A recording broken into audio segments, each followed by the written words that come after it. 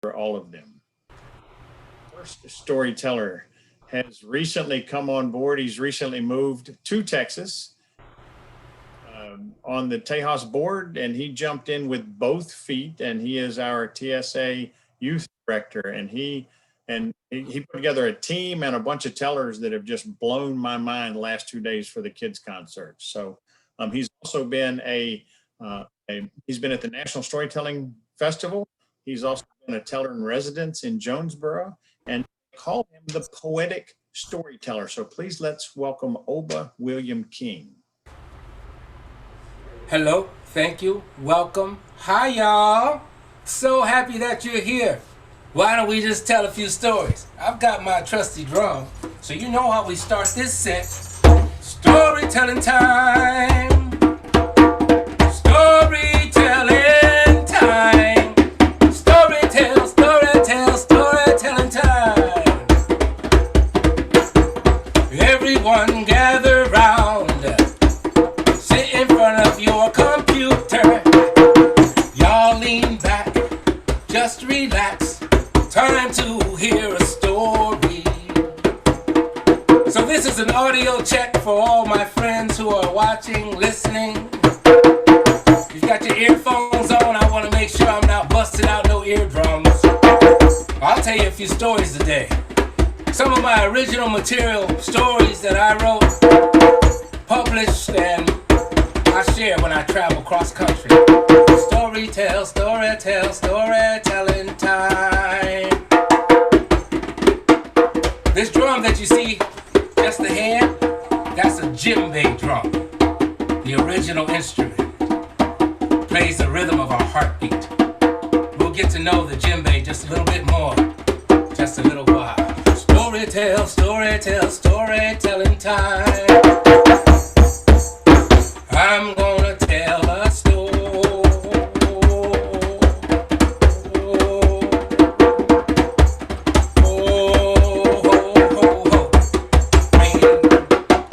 Yay, Bo. Welcome, adults telling to children. As David said, the president of our organization, I am Oba William King, the poetic storyteller. First story up today is my original piece, The Firefly and the Little Star. Of course, my stories published are available for those of you who like to have little storybooks at home. You can have this book easily purchasable through Amazon. Once upon a time, long time ago, a teeny tiny itsy bitsy baby star, she fell to the ground.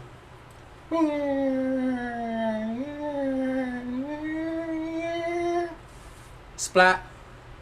A firefly was fluttering by. The firefly saw that teeny tiny itsy bitsy baby star and said, "Uh-oh, friend. What's the matter? What happened?" The little star said, "I don't know. I slipped. I tripped. I lost my grip. I fell from there. And I landed here. I can't find my light. And I miss my mommy. Wham, wham. Wham, wham, wham. Oh, don't cry. I will help you." The firefly picked up that teeny tiny itsy bitsy baby star and placed her on his back. He flapped his little wings and flew all the way over to a wide, dark river. And there, as he got close to the water, he told that little tiny itsy bitsy baby star, "Close your eyes. Take a deep breath. Now open your eyes and make a wish." And the teeny tiny itsy bitsy baby star closed her tiny eyes. She took a deep breath. She made her wish. And when she opened her eyes, she could see the reflection of the moon in the water. "I see the light in you." And the water was doing what water does. The water was rippling. The water was flowing. The water was waving. And the water caught the echo and said, "I see the light in you." Oh, joy. Come now we go. Firefly took that teeny tiny itsy bitsy baby star and he carried her all the way over to a wide open field. There, in the middle of the wide open field, there were people, and people were holding hands. They were in a circle surrounding a fire. Some were singing, some were dancing, some were playing their instruments. You could see the embers of the fire as they were rising higher and higher, and the little star said, "I see the light in you." The puff of the smoke, it sounded to reply, "I see the light in you." Firefly felt the joy. Firefly then took that teeny tiny itsy bitsy baby star all the way up to the top of an old oak tree. And when she got up there, up to the very, very top, Firefly told that teeny tiny itsy bitsy baby star, said, "Look up." And when that little star looked up, she saw her mommy and her daddy, her aunties and her uncles, her sisters, her brothers, and all of her friends. All that love that came from above, it lifted that teeny tiny itsy bitsy baby star right up off the firefly's back. And she rose higher and higher. And as she got closer, she could hear them calling, "I see the light in you. I see the light in you. I see the light in you. I see the light in you." From that day to this, every time the sun goes down, when you go outside, you look up and you'll see that teeny tiny itsy bitsy baby star racing to her place in the heavens. When she gets there, she begins to twinkle and sparkle and dance about and sing. And if you listen closely, you can hear her say, "I see the light in you. You see the light in me. I see the light in you. You see the light in me. Together we shine. Together we shine. Together we..." Yay, Bo. Firefly and little star. Oh! I wanted to tell you guys a story that was really pretty important to me because of the conditions that we're in today, and I know I am talking to the young people who are here, but I know also that the ears of our elders, our adults, our parents were listening. This is the story of Kimberly Ann Elizabeth Hall. When Kimberly Ann Elizabeth Hall went to school for the first time in the fall, she saw so many things for the very first time, like brown desks and blackboards. She heard bells that chime. The playground had sand and tires and swings and boards you can slide down and big climby things. She saw lots of children playing real nice, but somehow they were different. And that made her look twice. Now don't get me wrong, they had regular heads and eyes, but some of their eyes were as blue as the skies. They had fingers and hands, arms, feet, and all.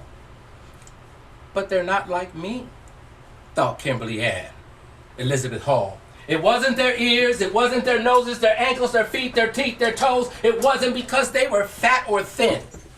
It was a different color of their skin. Don't get me wrong, Kimberly Ann knew all well and good. There were lots of different colors in her neighborhood. They were tan brown, beige brown, brown all around. Blue, black, brown, that sweet caramel brown, that chocolate brown, some kind of brown. No, never had Kimberly seen such a sight. Their skin was different than hers. She didn't think it was right.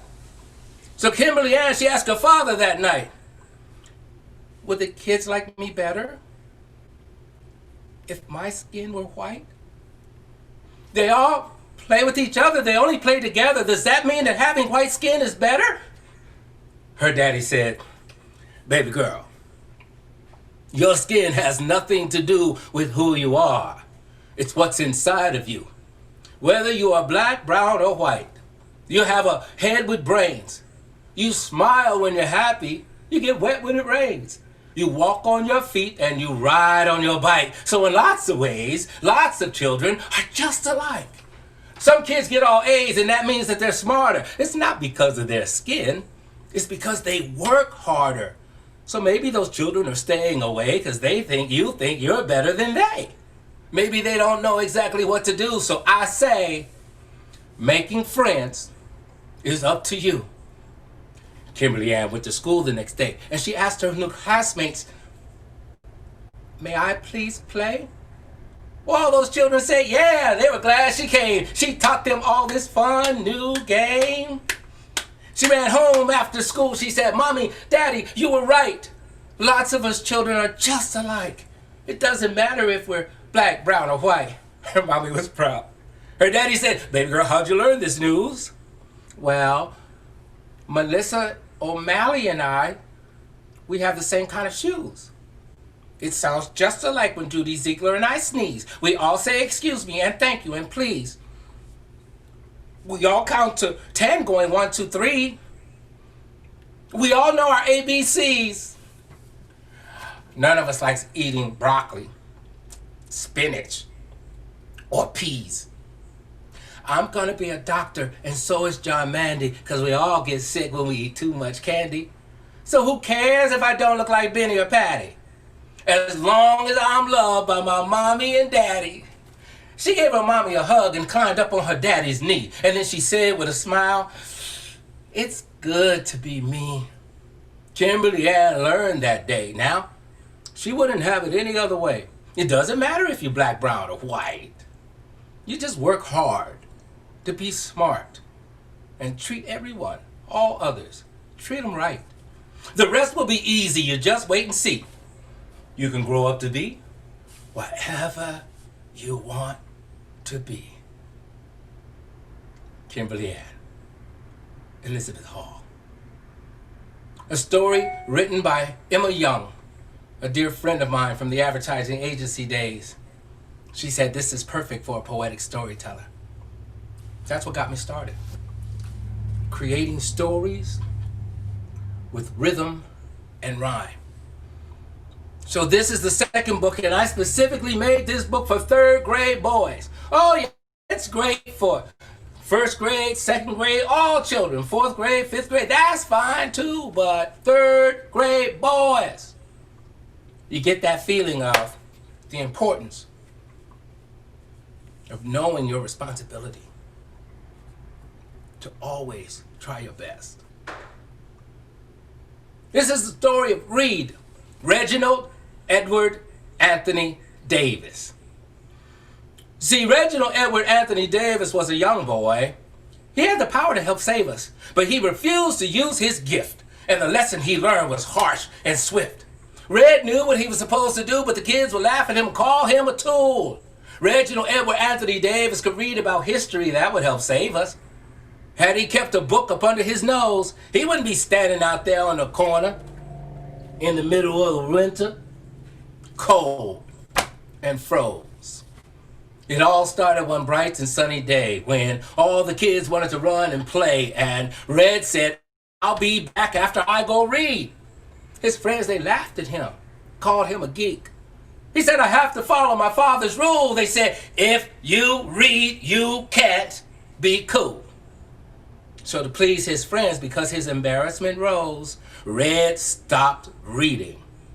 That's when he froze. He got so cold that, wouldn't you know, his eyes wouldn't blink and his blood wouldn't flow. If you ask me, I tell you, he doesn't have a clue. If you don't read, that doesn't make you cool. Your life can become an empty wreck, like a ship on dry land, like a drummer without hands, like sleep with no dreams, like a bird with no wings. To spite your face, would you cut off your nose? See, that's what he did. That's why he froze. But you see, my Fred was my friend. I thought this is no way for his life to end, so I promised to bring him a book every day. I would bring him a book and I would say, "Reginald Edward Anthony Davis, you know you have the power to help save us. I'm going to stay right here, no matter how long it takes. I'll stay right here until this spell breaks." Well, every day I brought him another book. I couldn't tell you, I don't know how long it took, but one fine day, right before my very eyes, I couldn't believe it. But to my surprise, I saw what I thought was his right eye blink. I turned the page, then I started to think maybe, just maybe, he's starting to breathe.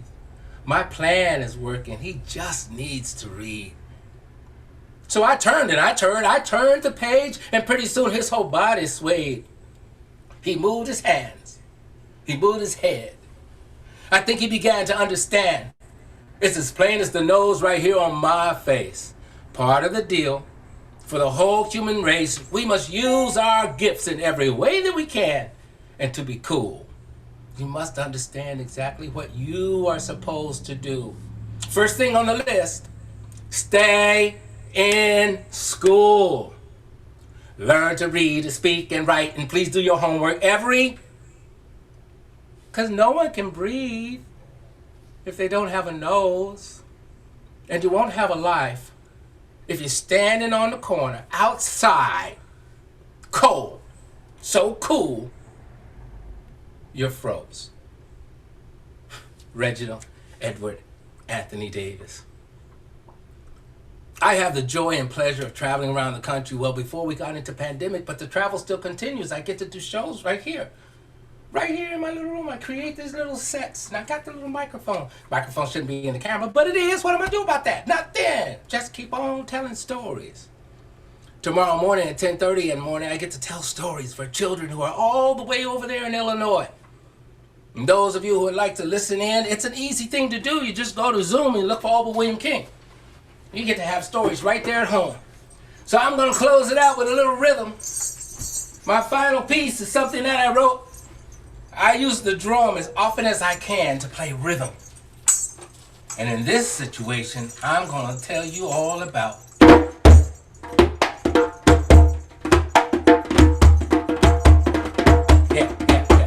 African style nursery rhymes. African style nursery rhymes. African style nursery rhymes. Hey. African style nursery rhyme to the rhythm of the drum. Shake, shake, Kool-Aid. Shake, Kofi Sa. Kofi Sa Langa. Sing with me. Langa to Langa. Yeah, you know it. Oops, I didn't day. I hope you hear me okay. Oops, I didn't day. Come on, come on. Shake, shake, Kool-Aid. Shake, Kofi Sa. Kofi Sa Langa. Langa to Langa. Oops, I didn't day. Oops, I didn't day. This is for the parents. Peas porridge hot. Peas porridge cold. Peas porridge in the pot, 9 days old. Some like it hot, some like it cold. Some like it in the pot, 9 days old. The itsy bitsy spider went up the water spout. Down came the rain. It washed that spider out. Out came the sun. It dried up all the rain, and then the itsy bitsy spider up the spout again. African style nursery rhymes. African style nursery rhymes. African style nursery rhymes. African style nursery rhyme to the rhythm of the drum. Hey y'all, I'm a poetic storyteller, Oba William King. Thank you all for listening, joining in, and playing along. Peace and Thank you. blessings. Yes, thank you. Thank you, Oba. Wonderful set. And I think we all see the light in you. Thank you very much, Oba. Bless you, brother. Our next storyteller, Sue Kuentz, also a traveling roster member for the Texas Commission of the Arts. Sue does a lot of work with the youth. She has a youth storytelling club that she runs for 2nd through 8th graders. And she does a lot of work with youth. So welcome, Sue. Let's hear your stories. Thank you. Thank you so much, David. And Oba, oh my goodness, you were wonderful. Thank you so much. someday we can all be together so Oba can hear us responding to his rhythms. That was fabulous. I am Sue Kuentz and was a teacher for a long time. Loved teaching kindergarten, loved teaching 4th grade, 3rd grade, and then a librarian for 17 years. So among all of that, I wasn't sure what tales to tell because I wasn't sure what kids were going to show up. And I see a bunch of grown-up kids that showed up. And of course, we're all kids at heart, which I think is pretty amazing. So thank you. And I think I'll just go ahead and start with a tale that I just fell in love with, a tale about storytelling. Once there was, and once there was not, a king who was as clever as he was wise, or so he thought. For you see, this one day, a mysterious parcel showed up and it had a message attached to it, much like what we receive these days with our Amazon boxes. The king was excited. He opened up that note that was attached. There it is. And it said, if you are wise, you'll know the difference between the 3 ceramic heads contained within. What? Well, the king immediately opened up that parcel. And sure enough, digging around, he pulled out 1, 2, 3 ceramic heads, heads made out of pottery.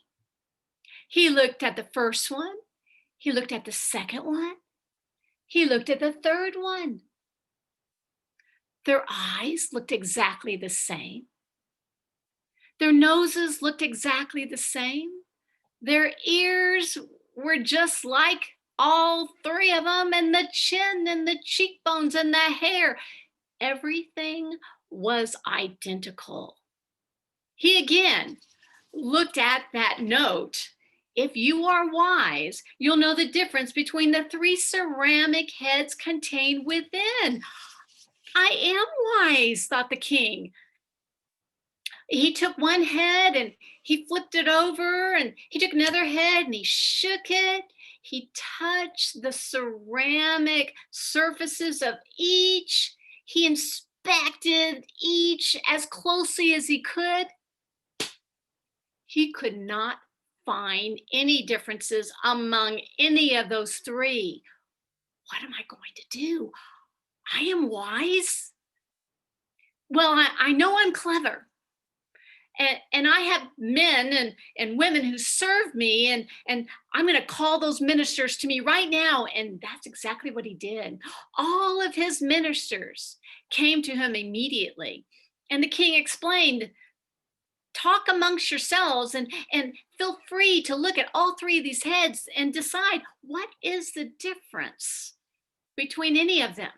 Well, the ministers, they got right to work, and they pretty much did the same thing. They looked at each one as closely as they could, and they discussed among each other what it could be. And alas, their conclusion was the same. They all are identical. Well, that was not the answer the king was looking for. Who else could he call in his kingdom? Who else would be as wise and as clever as himself? His storyteller, of course. His old storyteller who he loves so much, who's been with him since he was just a little baby. He had been listening to those stories all his life, and he knew there was so much truth to them. She was certainly the wisest of them all, except for himself. He called his old storyteller to him, and she came eventually. Her bones creaked and ached, but she finally got there. He explained to her that there was a note that he received, and he was to tell the difference between these 3 ceramic pottery heads. And please, storyteller, You must help. Well, she too looked at the first one, the second one, and the third one. She picked up that first head, and then she plucked a gray hair from that long streaming hair of hers. She took that one piece of hair and she poked it into the ear of the head she was holding. Oh, yes, she did. She pushed and she pushed and she pushed until it came out the other end. Ah, Your Majesty, this is truly the head of a fool. For what came in one ear went all the way through to the other. Nothing was held within. Ah, you are so right, storyteller. And then the storyteller, she picked up the second head. And again, she plucked a long silver piece of hair from her own head. And she placed it in the ear of that ceramic head. And she pushed and she pushed and she pushed, but it did not come out the other end. Ah, Your Majesty, this is truly the head of a wise man or woman. For you see, the information, the experiences all went in to this wise person and stayed there until future use. Yes, thought the king. Exactly, said the king. But what about the third head? Well, the storyteller held that third head in her hand and moved it back and forth, inspecting it, plucked yet another hair, a gray hair from her head, and she pushed that hair and pushed it and pushed it and pushed it into that ear of the head. Well, both the king and the storyteller saw that that same gray hair came out the mouth of that ceramic head. Whoa, they were both amazed. And the storyteller said, yes, I know. This is truly the head of a storyteller. But the king then immediately stopped her and said, it probably is, but look what came out of the mouth.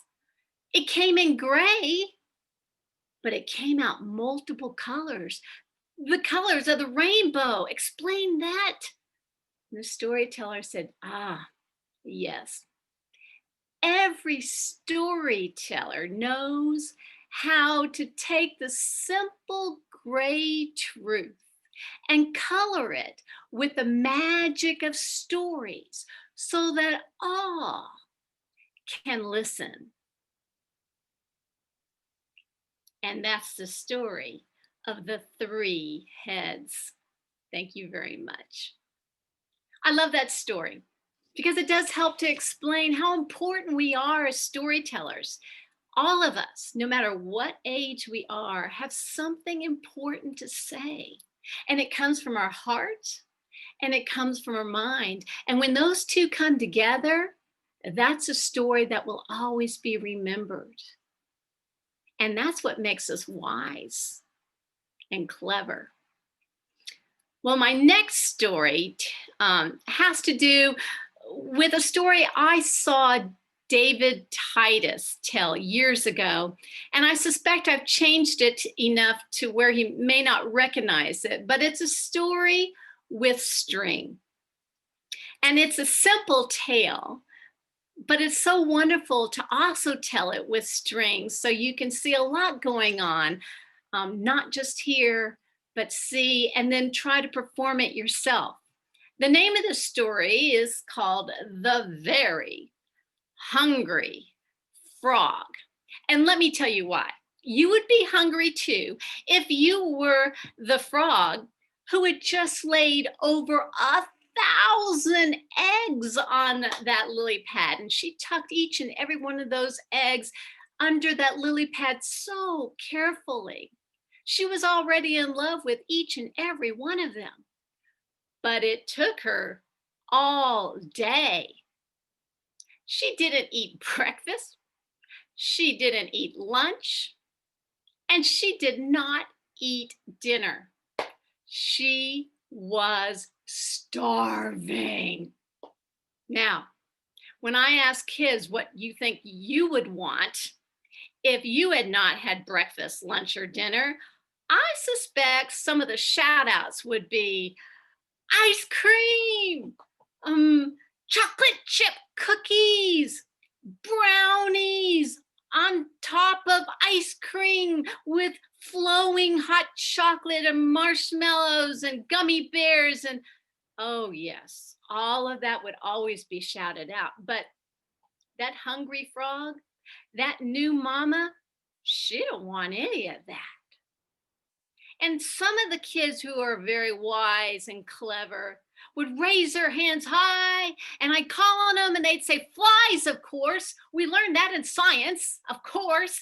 They eat flies. The long tongues come on out, and they steal those. Boy, they can tell me the whole history behind a frog and what its food chain is all about.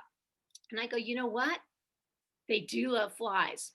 But this mama, she wanted something better, more delicious, more yummy than any flies that she would eat on a daily basis. And you know what it is, don't you? She loved to eat more than anything mosquitoes. I know. I see all your faces. I don't like to eat mosquitoes. Do you like to eat mosquitoes? Well, I like to smack them when they land on me. But she thought mosquitoes were just like our favorite desserts. And so this is exactly what she did to hunt them down. Why, she would walk around the pond and she'd look up, and under the tall grasses, she'd flip over some stones, and underneath one huge boulder, that's a boulder, she found a big, fat, juicy mosquito.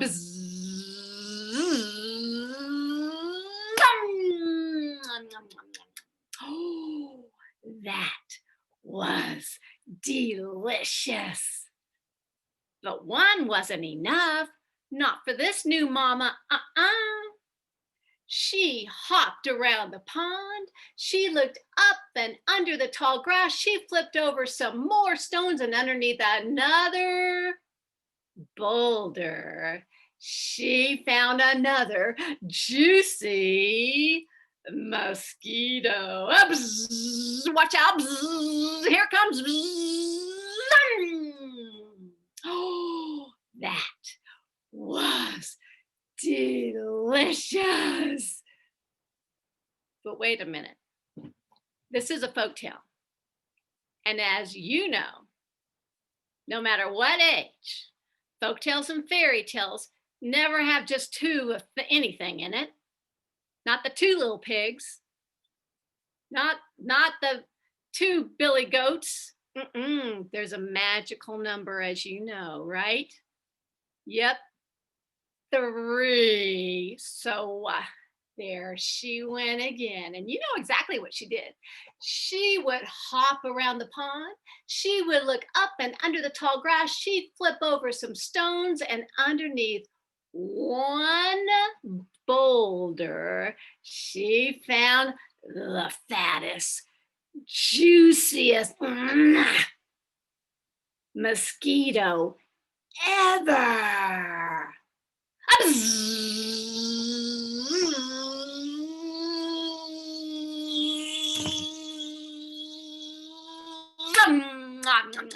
Oh, yes, that was the most delicious dinner she had ever had. 3 mosquitoes filled her up just perfectly. Now all she wanted to do was hop back to her lily pad and hope that there might be a cup and saucer waiting for her when she got back. Can you see the cup? And the saucer is right underneath. Oh, it was waiting for her. It was filled with whatever you think is in it. I think it's hot cocoa with marshmallows, and she drank it down. Oh, it was delicious. But you know what? As she lay down, she noticed the stars in the sky were shining down on her, wishing her the best motherhood ever with 1,000 new tadpoles. And that's the story of the very hungry frog. Ribbit. Thank you all very, very much. Why, thank you very much, Sue. That was delicious. Our next storyteller, DeCee, are you out there, DeCee? We're calling on DeCee, summoning up DeCee. Somebody said that these I'm right. kind of like seances. Are you with us, man? Hey. All right.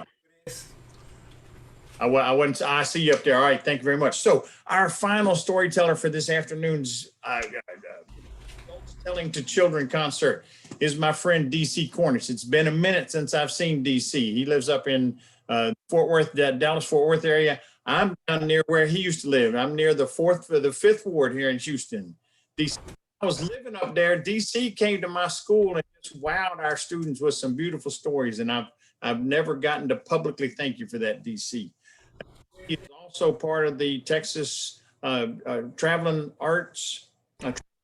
artist roster, and we're going to have some stories from DeCee. So welcome to our virtual stage, DeCee. Thanks for coming. Hey, glad to be here. Glad to be here. Well, stories.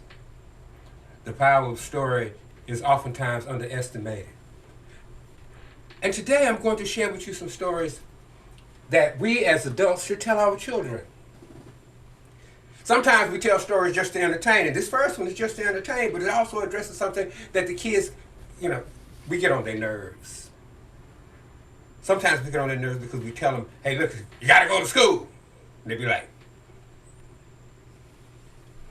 I'm gonna tell you a story to share with them about going to school. Once upon a time, there was a mama mouse. Now, she was a single mom, and she was a hard-working mouse, had 2 jobs. And she worked it hard and hard, as hard as she could work, until she finally had enough money to get him a new mouse hole. That's right. She got a brand new mouse hole. They moved out of the forest into the valley, and her 3 babies, Big Mouse, Middle Mouse, and Baby Mouse, for the first time ever in their life, had to go to school. Now, just like most children, these 3 babies, they didn't like school when they first got there.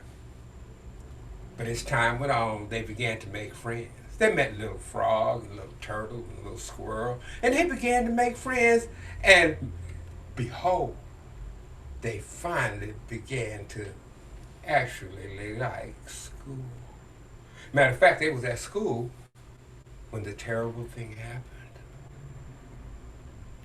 Mama Mouse was at home, and she was fixing some dinner. And into the mouse hole run Big Mouse, Middle Mouse, and Baby Mouse.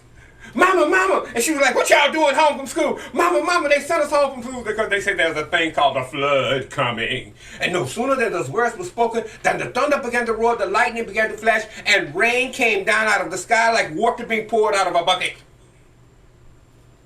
The water got higher and higher and higher. Mama, mama, what we gonna do? What we gonna do? And mama said, don't worry, children, I've done this before. And out of the hole they came, and they began scurrying up the hill. Now, as they scurried up the hill, well, they stopped and they turned around and they looked. And that brand new mouse hole that Mama had just bought was under the water. Mama, mama, what we gonna do? What we gonna do? And Mama said, don't worry, children. I've done this before. Follow me. And they continued up the hill until they came to a great wall Mama stood up on her hind legs and she began scratching at the wall with her sharp, sharp claws until a small hole developed. And she stuck her head in that hole. Doink! And she looked to the left and she looked to the right and she said, "Come, children, do what Mama do." And before you know it, Big Mouse, Middle Mouse, Baby Mouse, and Mama Mouse, they were all scratching, and that hole got bigger and bigger and bigger and bigger and bigger until they were able to step inside. And when they stepped inside, Big Mouse, Middle Mouse, and Baby Mouse looked around. They was like, "Oh, oh, Mama, look, look." It was the first time they'd ever found themselves in a kitchen. Mama, don't worry, babies. I've been in here before. Now, mice are always hungry and looking for something to eat. And these mice no different.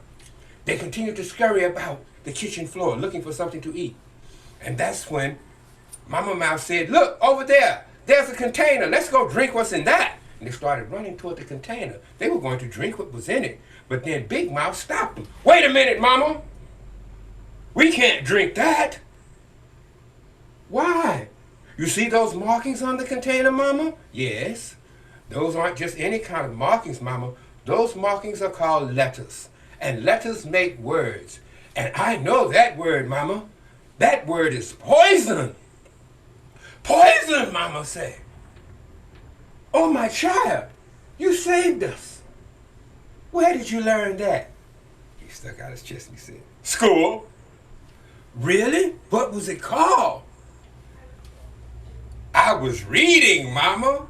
She looked at Middle Mouse and Baby Mouse and said, "Why didn't y'all learn something like that in school?" And Middle Mouse said, "I didn't like reading." And Baby Mouse said, well, they continued to scurry about because they hadn't found anything to eat or drink. But this time they came to a great bag sitting in the corner. Mama Mouse, she sniffed it, and she stood on her hind legs and she began scratching again. And this time the seeds fell out. And when the seeds fell out and scattered across the floor, Big Mouse, Middle Mouse, Baby Mouse, and Mama Mouse began pushing and shoving, scratching and hissing at each other until finally Middle Mouse said, "Wait a minute. Watch this, Mama. 2 for you, 2 for you, 2 for you, 2 for me. 2 for you, 2 for you, 2 for you, 2 for me. 2 for you, 2 for you, 2 for you, 2 for me. 2 for you, 2 for you, 2 for you, 2 for me." And everyone had their own pile of seeds, and they ate and they ate and they ate until they were filled. And Mama turned and looked at Middle Mouse and said, "Baby, you stopped the fighting and fed us all. Where did you learn that?" And he said, "School." "And what's it called?" "That was math, Mama. I was dividing." She looked at Baby Mouse and said, "Why didn't you learn something like that in school?" "I didn't like math." Well, they still continued to scurry about the floor, for they needed something to drink. Now, as they scurried about the floor looking for something to drink, it wasn't long before Mama looked over, and there by the door was a container. They started running toward the container, and Big Mouth stopped them again and said, Mama, look. I see more markings. And it says F-O-O-D. Ooh, I can't remember that word. Food! That's food! And food is good to eat, Mama. Come on, let's go! And they continued running across the floor, boogity, toward the container by the door that had food wrote on one side. They got a little bit closer, and then that's when Big Mouth stopped them again. Wait a minute, Mama. I see more words. And it says W-A-T-E-R.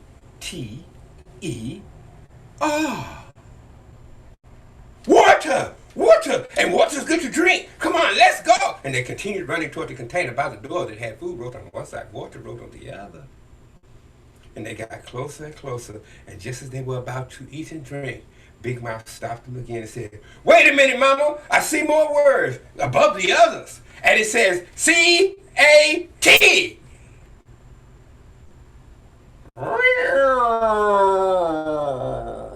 They looked up, and there Sitting on top of the kitchen table was a big old yellow tomcat.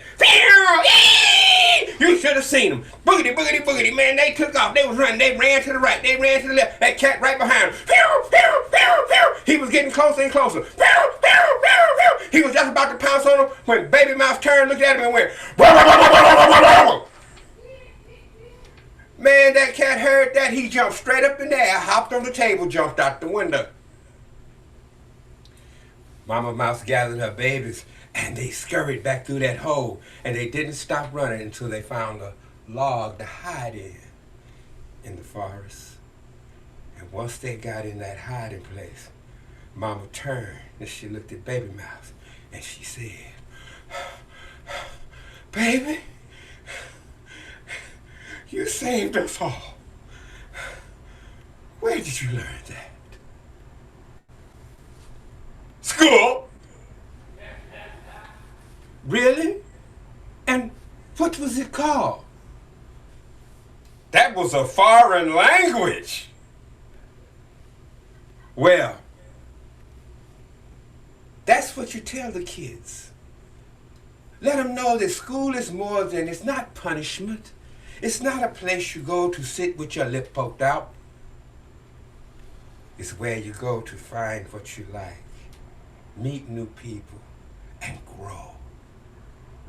And one day, Mama will say, "Baby, where did you learn that?" And you'll be able to look at her and say, "School."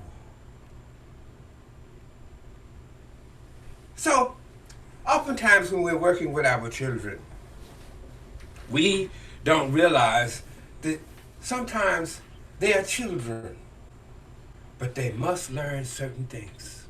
And the things they must learn, sometimes we can share with them in a story and keep them from having to learn a harsh lesson. This is a story. There was once a puppy. He was a little puppy, and he lived with a pack of old dogs. And I tell you, the one thing this puppy lived with the pack of old dogs did, while he would run and play all the time. He would chase his tail around in circles. He had all kinds of fun playing. But then one day he looked, and in the field was one lone rabbit. There had been many rabbits there a long time ago, but now there was only one rabbit left. When the puppy saw the rabbit, his tail shot up in the air, his ears sprung up, and he took off running. He was going to catch that rabbit. He chased that rabbit. And from that day on, every time he would lay there in the forest, he would play and he would stand at the edge of the meadow and watch for that rabbit. And every day he would chase that rabbit. Now one day he made up his mind he was going to catch that rabbit. Because every day he would chase the rabbit and the rabbit would get away. He would come back, his tongue hanging out. And the old dogs would just look at him and go, "Whoa!" He was tired of being laughed at. So one day he made up his mind that he was going to catch that rabbit. So he started training. You should have seen him. He was training. He was eating right. He was drinking right and doing jumping jacks like dun-dun-dun. Dun, dun, dun. He was getting like Rocky, man. You should have seen him. He was ready to go. And then one day he was sitting there at the edge of the meadow. He was waiting for that rabbit to pop up. And you should have seen him. He was like, "Yeah, oh yeah, all right, okay. Come on, baby, I'm ready for you. Come on, baby." That rabbit popped his head up. That rabbit took off. Boogity, boogity, boogity. He right behind him. They ran to the left, ran to the right, hopped over the log. Man, you should have seen him. That rabbit was going. That puppy was going too. But he didn't catch that rabbit. When he came back, the old dogs looked at him and they laughed again.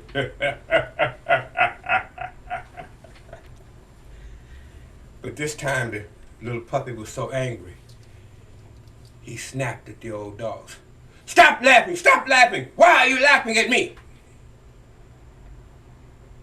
Why y'all always laugh? Why don't y'all never help me try to catch the rabbit?" And one of the old dogs got real close to him and looked at him and said, "You're not going to ever catch that rabbit. Because you see, you're playing. To you it's play. For the rabbit, he's running for him life. You never catch that rabbit." Because in life, there is a time to play, and there is a time to be serious. When you're in school or in the classroom or doing something around the house, that is a responsibility. That is not the time to play. Okay? Also, there is one other lesson in this story. You know why he was the last rabbit? I tell you. He was the last rabbit because he saw all the things that went wrong and cost the other rabbits their life. He was the last rabbit because he watched and learned from the mistakes others made. Watch and learn from the mistakes other kids make. If they're told, don't play in the street, there's a reason. If you're told, don't talk to strangers, there's a reason. Learn from those. Don't make those mistakes. You have to decide sometimes when it's okay to be a puppet and when you must be a rabbit. One final story, and this one is for you, my senior friends.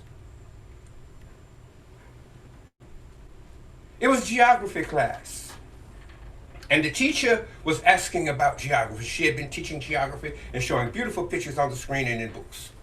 And so she finally decided to ask the kids a question. She said, "Tell me, children, what do you think are the 7 wonders of the world?" And one little boy raised his hand and said, "The pyramids of Giza." "Very good, child." Another raised his hand. "The Colossus of Rome." "Oh, that's a good one."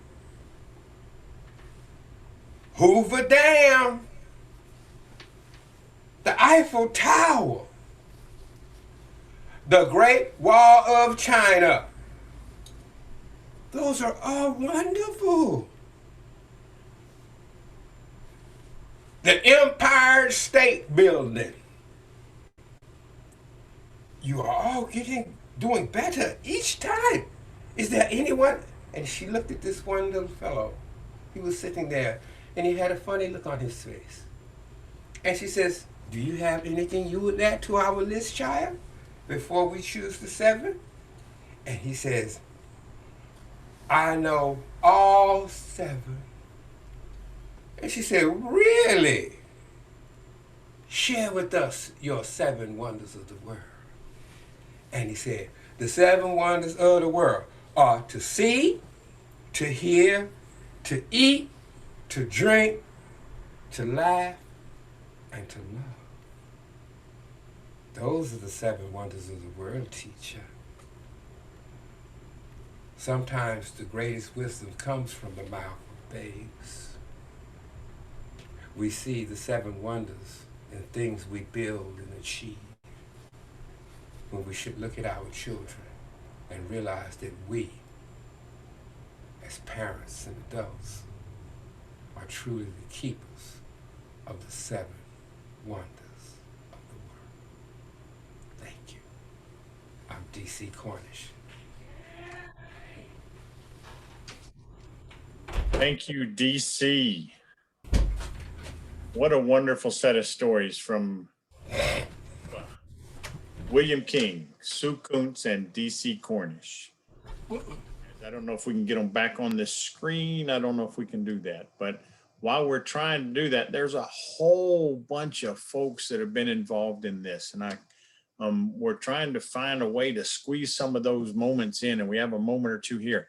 You know, Janet Bickle Burton and Brooks Myers have put together an amazing team of people to look after all of the technology for this thing, all of the Zoom.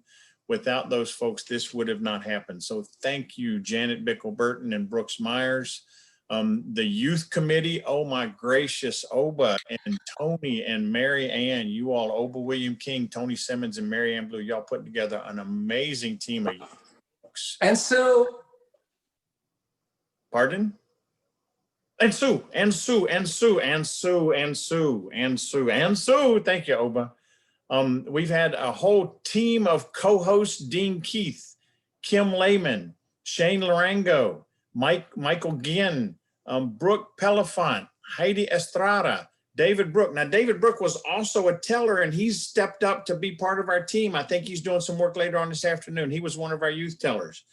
Peter McAfee, Sue Kuentz, her name shows up a lot. It's been amazing. Elizabeth Ellis has hosted our social hour. There'll be another one coming up later on, as well as Darcy, listen to me, and Peggy, Darcy Tucker and Peggy Hemlick Richardson. It's been an amazing event to be a part of, and we have so many people out there that have helped.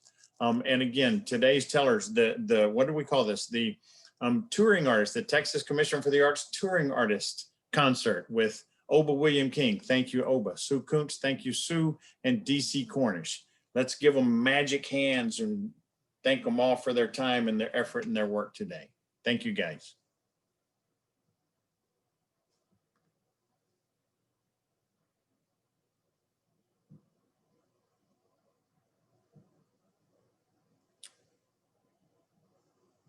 And Viveka, I'm told Viveka.